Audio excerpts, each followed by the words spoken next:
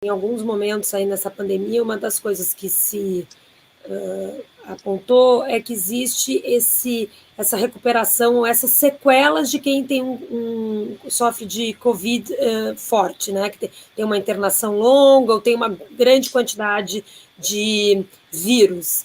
Existe comprovação já desse comprometimento neurológico para esses pacientes? Eu acho que a gente tem que ver disso de uma... existe o long COVID.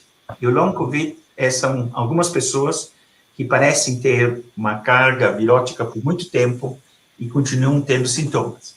A outra coisa que nós temos que lembrar é que o vírus e o tratamento deixam consequências. Então, se a pessoa for na unidade de terapia intensiva e tiver que fazer ventilação mecânica, isso vai ter um efeito na pessoa. Outra coisa que a gente sabe é que o vírus, em certas pessoas, cria condições para que eles tenham derrames, tenham acidentes cerebrovasculares. E isso deixa sequelas. O que a gente ainda não sabe de uma maneira clara, e isso é importante, é quais vão ser as consequências longo tempo do vírus no sistema nervoso. Os dois outros coronavírus que a gente tem experiência, alguns deles, principalmente o SARS, pessoas tiveram problemas, talvez uma em 20, uma em 30, tiveram problemas que apareceram depois.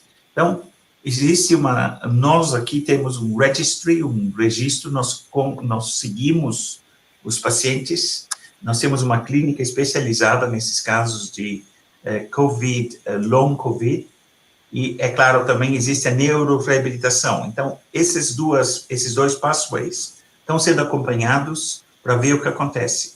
Mas uma coisa que nós podemos dizer é que não parece que o vírus tenha um efeito direto no cérebro. É mais consequências. Mas eu já fui provado errado há muito tempo e talvez amanhã a gente diga alguma coisa. Como eu falei antes, com esse vírus, em uma situação como essa, é sempre um caminho de aprendizado. Mas até agora a gente não tem evidências de um efeito direto no sistema nervoso central. É que eu já estou acostumada na minha área, no jornalismo, porque hoje todo mundo é um pouco jornalista, né, da Pitaco, tem muitas teorias, né? E você deve ter vivido, ou está vivendo também essa situação. Você falou que é um sistema, é um aprendizado, né, um caminho, mas as pessoas estavam, tantos políticos repetiram, né, nós vamos seguir a ciência, estamos seguindo cientistas, e os cientistas foram descobrindo coisas, mudando, né, de ideia, aí todo mundo é meio cientista hoje, né? Ficou, poxa, mas isso, mas aquilo. Isso também é uma das confusões dessa pandemia, de repente até essa transmissão quase em tempo real, né? Mas tem coisas, a ciência, os cientistas se saíram bem. Primeiro, a vacina saiu antes do que se esperava até, não, Lei? Sim. Eu acho que as experiências acumuladas com outros processos que requereram a vacina permitiu-se que fosse muito rápido. A outra coisa que a gente tem que lembrar é que antigamente levava anos e anos para se chegar no código genético de um vírus. Com o progresso na área genômica, o vírus foi detectado em dezembro, de maneira assim, vai causar problema, e no final de janeiro, o genoma do vírus já estava na literatura científica. Então, se teve um ganho muito grande em termos de desenvolver uma vacina, que um processo que, com o ébola, até chegarem à vacina do ébola, o genoma levou 4 anos. Então, dá para ver a diferença e o impacto que isso teve no desenvolvimento da vacina. Outra coisa que aconteceu dessa vez pela emergência, se fez fases que em tempos normais correriam de maneira seriada, fase 1, fase 2, fase 3, nessa vez teve um overlap, teve estudos de fase 2 ao mesmo tempo que fase 3 e 1 e 2. Então, isso deu um ganho de tempo grande. E a gente espera que essa seja a salvação, a solução para essa situação que nós estamos vivendo no momento.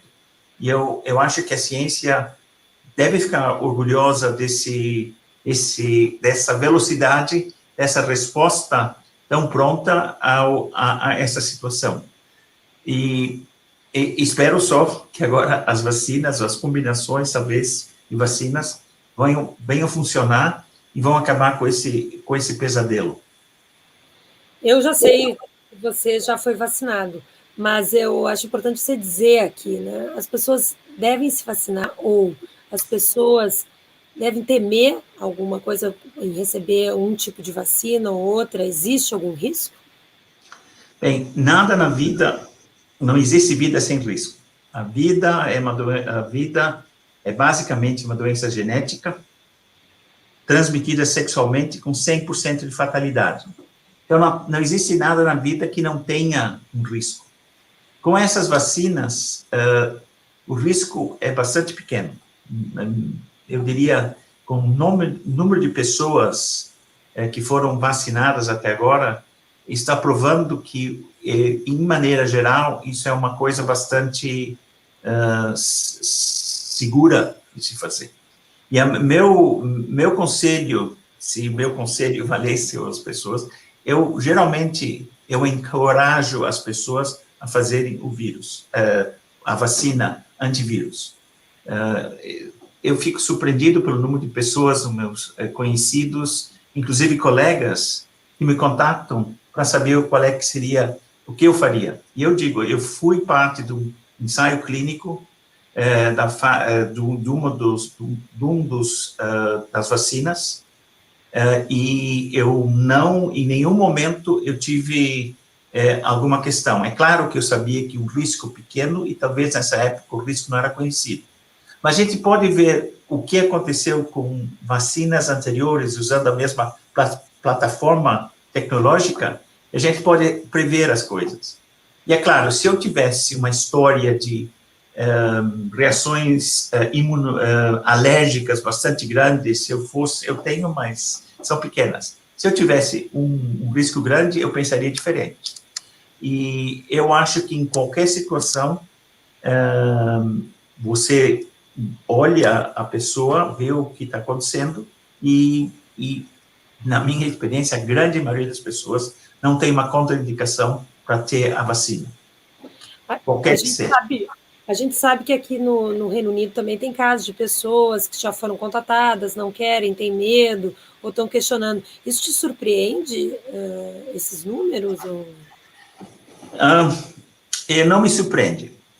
Os refuseniks, como a gente chama, aqui não sei se as pessoas se lembram que teve um escândalo científico 2 décadas atrás, quando teve uma publicação no Lancet sugerindo que um tipo de vacina causava autismo, estava relacionada, associada ao autismo. Sim, até hoje estão tentando desmentir isso, né? Porque tem gente que... Eu acho que não tem mais. Isso foi uma das maiores fraudes científicas. A única coisa que eu fico surpreendida é que um dos autores, principalmente, ele não foi para a cadeia, ele simplesmente foi para os Estados Unidos fundar um culto ou um grupo que a gente chama de vaxxers, de pessoas que não querem a vacina. Esse é um problema. A gente não deve confundir essas pessoas que ideologicamente têm um problema com a vacina com as pessoas que têm uma hesitação de fazer a vacina porque não sabem ou não entendem. Eu participei de diversas questões e perguntas e respostas com o sistema de saúde, e eu fiquei surpreso das perguntas que vinham, que eram comuns, e geralmente essa vacina é muito pouco, a gente não tem experiência de longo tempo. Certas comunidades onde não se usa, por exemplo, álcool, existem rumores na média social que algumas das vacinas têm álcool na composição.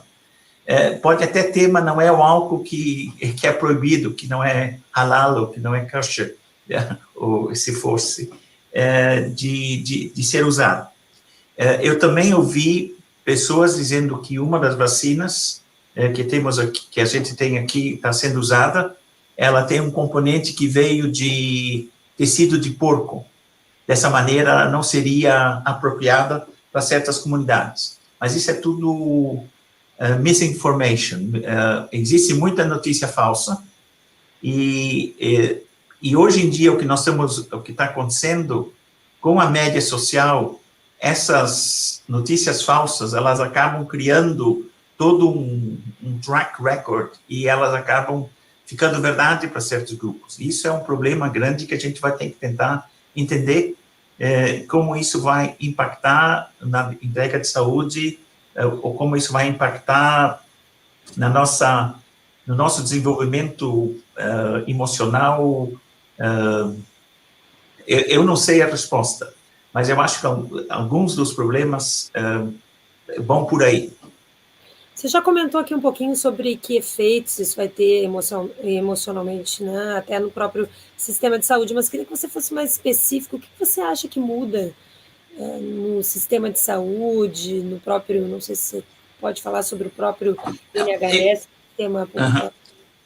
Eu acho que essa pandemia, ela simplesmente trouxe para mais rápido o deployment, o emprego mais de medicina remota, telemedicina. O sistema de saúde aqui se transformou, como aconteceu praticamente em todos os lugares, de clínicas presenciais a clínicas remotas. A grande maioria das pessoas que eu ajudo na clínica tem epilepsia. Tem poucas vezes que eles precisam vir ao hospital. Então, para nós, que cuidamos de uma condição crônica, ficou claro que a gente não precisa trazer o paciente até o hospital para prover um bom atendimento em um grande número de casos.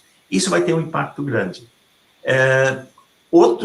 Um impacto que a gente ainda não sabe, que a gente espera que tenha, é que se melhore os nossos sistemas de vigilância, de surveillance, para evitar uma nova pandemia. Para a gente sempre estar adiantado, saber onde estão os vírus, os protozoas ou qualquer coisa que possa causar uma doença nova. E isso é uma coisa que eu espero que o sistema de saúde aprendeu uma lição e que a gente não seja agarrada com as calças curtas na próxima vez. Isso vai acontecer de novo, não tem dúvidas. As pandemias é parte da história da humanidade. E a questão é quando vai ser a próxima.